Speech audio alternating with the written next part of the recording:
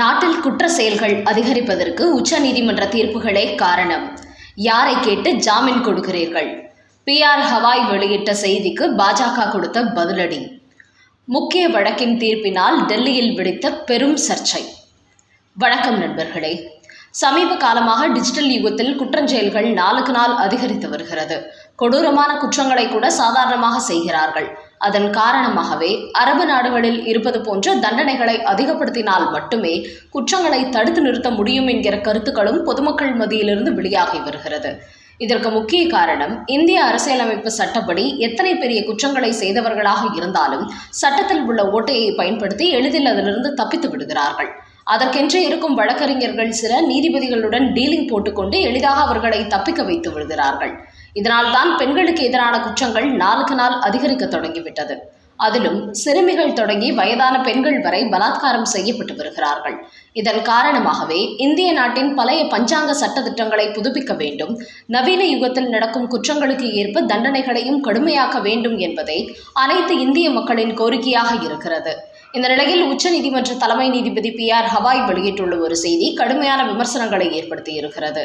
அதாவது, உத்தரப்பிரதேச முதலமைச்சர் யோகி ஆதித்யநாத் கடந்த 2017ஆம் ஆண்டில் பெண்களுக்கு எதிராக குற்றச்செயல்களில் ஈடுபடுபவர்களின் வீடு கட்டிடங்களை உடனுக்குடன் புல்டோசர் கொண்டு இடித்து தள்ளுமாறு உத்தரவு போட்டிருந்தார். இதன் காரணமாக அந்த மாநிலத்தில் பெண்களுக்கு எதிரான சம்பவங்களில் ஈடுபட்ட பலரது வீடுகள் புல்டோசர் கொண்டு இடித்து தள்ளப்பட்டது. அதையடுத்து உத்தரப்பிரதேச மாநிலத்தின் அந்த தண்டனையை ராஜஸ்தான், குஜராத், மத்திய பிரதேசம், அசாம் போன்ற பாஜக ஆளும் மாநிலங்களிலும் நடைமுறைக்கு கொண்டு வந்தார்கள். இப்படி பெண்களுக்கு எதிரான குற்றச்செயல்களில் ஈடுபடுபவர்களுக்கு இந்த மாநில அரசுகள் கூடுதல் தண்டனை ஒதுக்க மத்தியில் வரவேற்பு பெற்று வந்தது. இப்படி தண்டனை கொடுத்தால்தான் இதுபோன்ற தண்டனையை மீண்டும் அவர்கள் செய்ய மாட்டார்கள், மற்றவர்களும் அதை பார்த்து இந்த குற்றத்தை செய்ய பயப்படுவார்கள் என்ற கருத்து கூறி வந்தார்கள். ஆனால் எதிர்க்கட்சிகளோ இந்த புல்டோசர் கலாச்சாரம் சிறுபான்மையினர், பட்டியல் இனத்தவரை குறிவைத்து நடத்தப்படுவதாக அரசியல் செய்தார்கள். அதையடுத்து இதற்கு எதிராக உச்சநீதிமன்றத்திலும் மனு தாக்கல் செய்தார்கள். அப்போது இந்த வழக்கை விசாரித்த நீதிபதி PR ஹவாய், KV விஸ்வநாதன் அமர்வு அதற்கு இடைக்கால தடை போட்டது. அதோடு ஆக்கிரமித்து கட்டப்பட்ட கட்டிடங்களுக்கு இந்த உத்தரவு பொருந்தாது என்றும் தெரிவித்தார்கள். தொடர்ந்து இந்த வழக்கை உச்சநீதிமன்ற நீதிபதிகள் PR ஹவாய், KV விஸ்வநாதன் அமர்வு விசாரித்து வந்தபோது, குற்றம் சாட்டப்பட்ட நபர்களின் வீடுகளை இடிப்பது அரசியலமைப்புக்கு விரோதமான செயலாகும். தங்களுக்கு கொடுக்கப்பட்ட அதிகாரத்தை அதிகாரிகள் தவறாக பயன்படுத்தக்கூடாது. இது மன்னிக்க முடியாத குற்றமாகும். ஜனநாயகத்தை பாதுகாக்க வேண்டும் என்றால் மக்களின் உரிமைகளை பாதுகாப்பது அவசியம்.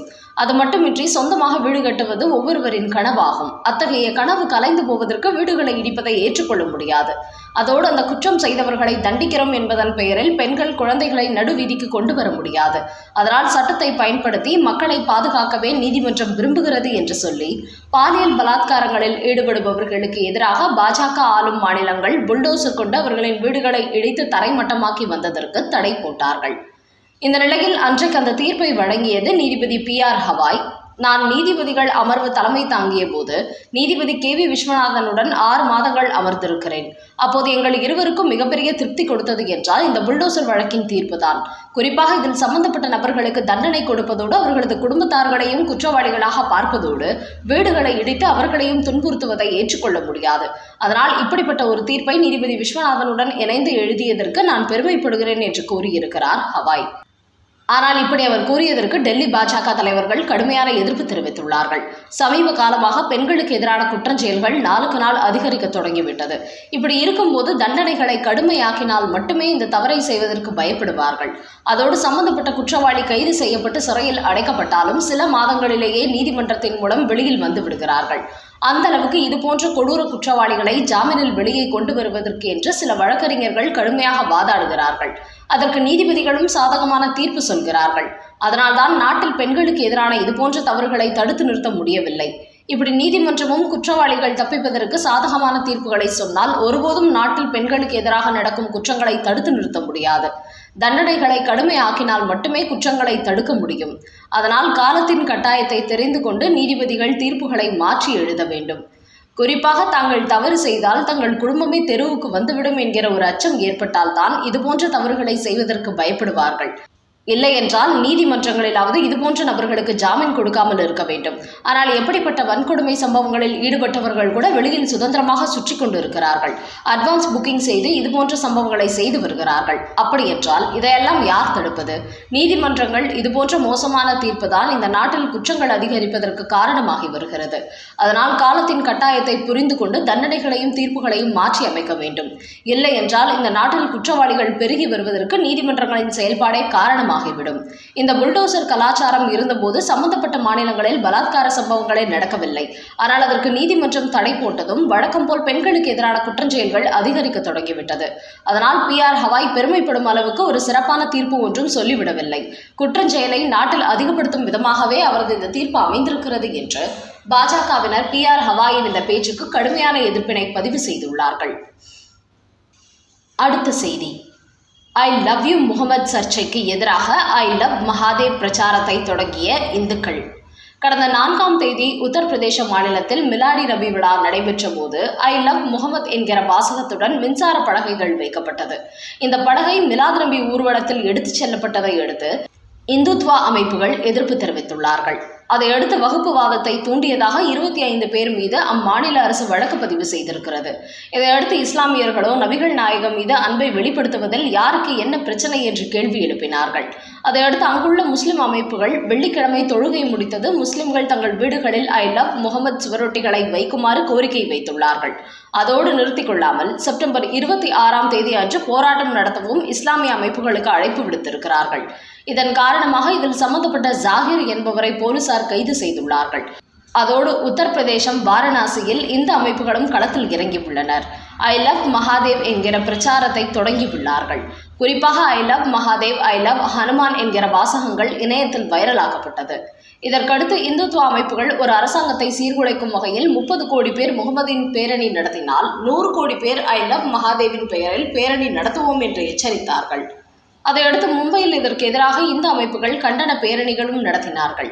இப்படி இந்து முஸ்லிம்களிடையே ஒரு மோதல் வெடித்ததை அடுத்து இது சம்பந்தமாக யாரும் எந்தவித பிரச்சாரமும் செய்யக்கூடாது என்று சம்பந்தப்பட்ட மாநில காவல்துறை தடை உத்தரவு போட்டுள்ளது. இப்படி ஒரு சர்ச்சை ஓடிக்கொண்டிருக்கும் நிலையில் நான் நல்லவனாக இருக்க விரும்புகிறேன், ஐ லவ் இந்தியா என்று யாராவது எழுதுகிறார்களா? மதம்தான் இவர்களை பிடித்து ஆட்டுவித்து வருகிறது. இந்த மத சர்ச்சை இருக்கும் வரை இந்த நாட்டில் ஒரு நாளும் அமைதி திரும்பாது என்று பலரும் சோசியல் மீடியாவில் கருத்துக்களை பதிவிட்டு வருகிறார்கள். விஜய்க்கு அதிர்ச்சி கொடுத்த 2ஆம் கட்ட தலைவர்கள். நடிகர் விஜய் தற்போது மாவட்ட வாரியாக சென்று தனது பிரச்சாரத்தை நடத்தி வருகிறார். ஆனால் திருச்சி, நாகை, திருவாரூர் போன்ற பல ஊர்களில் அவர் பிரச்சாரம் செய்த போது அவரது கட்சியை சார்ந்த 2ஆம் கட்ட தலைவர்கள் அவர் பேசிய விஷயங்களை மக்களிடத்தில் கொண்டு சேர்க்கவில்லையா? மாவட்ட வாரியாக எந்த ஒரு ஊர்களிலும் தமிழக வெற்றிக் கழகம் சார்பில் கூட்டங்கள் நடத்தப்படவில்லை. இதுவே திமுக, அதிமுக கட்சிகளாக இருந்தால் தங்களது கட்சித் தலைவர் பேசும் விஷயத்தை பெரிய அளவில் ட்ரெண்டிங் செய்திருப்பார்கள், மக்களிடத்தில் கொண்டு சேர்த்திருப்பார்கள். ஆனால் விஜயின் தமிழக வெற்றிக் கழகத்தில் இருக்கும் அனைவருமே அரசியலுக்கு புது வரவர்கள்தான். அதன் காரணமாகவே அவர்கள் இன்னும் களத்தில் இறங்கி சரியானபடி வேலை செய்யவில்லை. இந்த விவகாரம் தற்போது விஜய்க்கும் தெரிந்துவிட்டதாம். அதன் காரணமாகவே தமிழக வெற்றிக் கழக ஐடி விங் நிர்வாகிகளை தானே நேரில் அழைத்து எப்படிப்பட்ட விஷயங்களை எல்லாம் பெரிய அளவில் ஹைலைட் பண்ணி மக்களிடத்தில் கொண்டு சேர்க்க வேண்டும் என்று ஆர்டர் போட தொடங்கிவிட்டாராம். அது மட்டுமின்றி தமிழக வெற்றிக் கழகத்தில் 120 மாவட்ட செயலாளர்களையும் தான் பேசிய வீடியோக்களில் இடம்பெறும் முக்கிய தகவல்களை உங்களது மாவட்டங்களில் மக்கள் மத்தியில் கொண்டு சேருங்கள் என்றும் உத்தரவு போட்டுள்ளார். அது மட்டுமின்றி வரப்போகிற சட்டமன்ற தேர்தலில் 234 தொகுதிகளிலும் தமிழக வெற்றிக் கழகம் சார்பில் விஜய் போட்டியிடுவதாக நினைத்துக் கொண்டு அனைவரும் ஓட்டு போடுங்கள் என்று இப்போதே மக்களிடத்தில் பிரச்சாரத்தை தொடங்கிவிடுமாறும் மாவட்ட செயலாளர்களுக்கும் ஒரு உத்தரவு போட்டுக்கிறார் நடிகர் விஜய்.